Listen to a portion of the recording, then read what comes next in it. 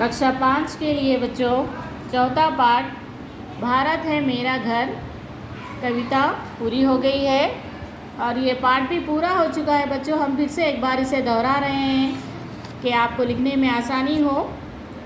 आपको ये कविता जो है आपकी हिंदी की नोटबुक में लिखनी है। पूरी कविता जो है आपकी हिंदी नोटबुक में अच्छी सुंदर लिखावट में लिखना है बच्चों। और ये बिना देखे इस कविता को याद भी करना है, कंठस्थ करना है, बाय हार्ट करना है, ठीक है।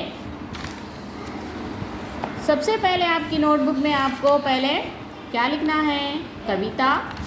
उसके बाद ये शब्दार्थ, बिटिया, डॉटर, लौटना, कम बैक, पूछना, आस्क, अंदर, इनसाइड, सरासर, अटरली, माँ, मदर, पहुँचना, रीच, घर, होम, बाहर, आउटसाइड, झूठ, लाई, सच, ट्रूथ, कहीं नहीं, नोवेयर। यह है शब्दार्थ। आपको उसके बाद हिंदी नोटबुक में शब्दार्थ लिखने हैं। फिर सही विकल्प चुनिए, यानी चूज़ द करेक्ट ऑप्शन। रानी बिटिया कहाँ से घूमने निकली थी? दिल्ली से, चंडीगढ़ से, जयपुर से, रामेश्वरम से। दिल्ली से। चंडीगढ़ से रानी बिटिया कहाँ गई? जयपुर गई। कहाँ गई? जयपुर। रानी बिटिया घर किसे कहती है? अपने गांव को, अपने घर को, भारत को या अपने स्कूल को यानी भारत को। पंक्तियाँ पूरी कीजिए। चंडीगढ़ से जयपुर पहुंची, जयपुर से रामेश्वरम, रामेश्वरम से चलते चलते कहाँ पहुंची है? ये लिखना है। चंडीगढ़ से जयपुर पहुंची, जयपुर से रामेश्वर, रामेश्वरम से चलती चलती लौट चली आई घर। ये लाइंस यहाँ पर लिखने हैं। उसके बाद हमने प्रश्नोत्तर लिखना है बच्चों। रानी बिटिया का घर किस शहर में था? रानी बिटिया का घर दिल्ली शहर में था। रानी बिटिया किन किन स्थानों से घूमकर आई थी? रानी बिटिया चंडीगढ़, जयपुर और रामेश्वरम से घूमकर आई थी। माँ ने रानी बिटिया से क्या पूछा? माँ ने रानी बिटिया से पूछा कि तुम घर से बाहर कहाँ गई थी?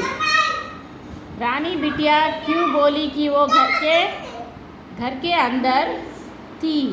रानी बिटिया इसलिए बोली कि वह घर के अंदर थी क्योंकि उनके लिए पूरा भारत ही उसका घर है।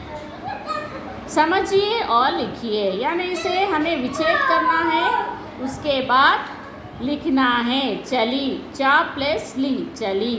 तो हमें इसे अलग अलग करके विच्छेद करके लिखना है। चा प्लस, अगर इस यहाँ पर मात्रा नहीं है तो क्या करना है? हमें अ लगाना है। अगर मात्रा है तो उस माँ का स्वर हमें यहाँ पर लिखना है। जैसे च अ प्लस ल, ये ई लिख रहे, ई की मात्रा है तो हमने क्या डाला यहाँ पर? ई, चली। आया समझ में? इस तरह से लिखना है। घर, घर में अब क्या है? घ प्लस रा, विच्छेद करना है उसे पहले। उसके बाद घ के बाद कुछ भी अक्षर है, मात्रा है नहीं है तो क्या लिखना है हमें? अ, घ प्लस आ प्लस, फिर रा, रा के बाजुक है नहीं है तो फिर क्या लिखना है? फिर आ ही लिखना है। रा प्लस आ। इस तरह से जो भी व्यंजन है उसके बाजुक एक स्वर लगाना है। क्या लगाना है? स्वर की मात्रा ना लगाते हुए स्वर लगाना है। बाहर, बा ह प्लस र, बाहर।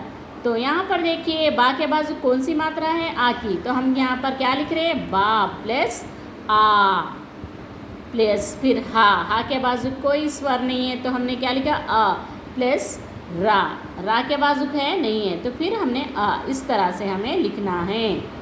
ये आपकी पुस्तक में आपको कंप्लीट करना है। अंग्रेजी में आप लिखिए बिटिया, डॉटर, माँ, मदर, बाहर, आउटसाइड, अंदर, इनसाइड। इस तरह से आपको पेज पलटाइए। पाठ से आगे अंत में देखिए शहरों में, शहरों को उनके राज्यों के नाम से मिलाइए। शहरों को उनके स्टेट, राज्य यानी स्टेट कहते हैं।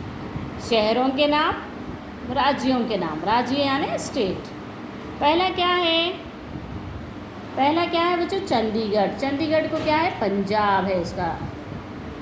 जयपुर राजस्थान, जयपुर राजस्थान। रामेश्वरम, रामेश्वरम क्या है? रामेश्वरम तमिलनाडु। हैदराबाद तेलंगाना। बेंगलुरु कर्नाटक। इस तरह से आपको ये मिलान करना है, ठीक है। यहाँ पर देखिए ज़रा सुनो, यानी भारत है मेरा देश, मैं भारतीय हूँ को अलग अलग भाषा में किस तरह से कहा गया है वो देखिए। पंजाबी में मैं क्या कहते हैं, मैं भारतीय हूँ यानी मैं भारतीय, हाँ। तमिल में क्या, नन इंडियन। गुजराती में हूँ भारतीय छु। हिंदी में मैं भारतीय हूँ। मलयालम में नन भारतीयन। और ये क्या है, बांग्ला, बांग्ला में क्या कहते हैं, आमी भारतीयो, आमी भारतीयो। इस तरह से अलग अलग भाषा में हम भारतवासी है कहकर एक वाक्य बोला गया है, तो इस तरह से वो वाक्य बोला जाएगा। अगर इंग्लिश में कहना है तो आप क्या कहेंगे बच्चों, मैं यहाँ हिंदी में तो मैं भारतीय हूँ, भारतीय हूँ, I am an Indian, English में कहते हैं। ठीक है, इससे आपका चौथा पार्ट पूरा हो गया है। अगली कक्षा में हम 5वां पार्ट देखेंगे। ठीक है, धन्यवाद। यहाँ तक तो आपको पूरा लिखना है।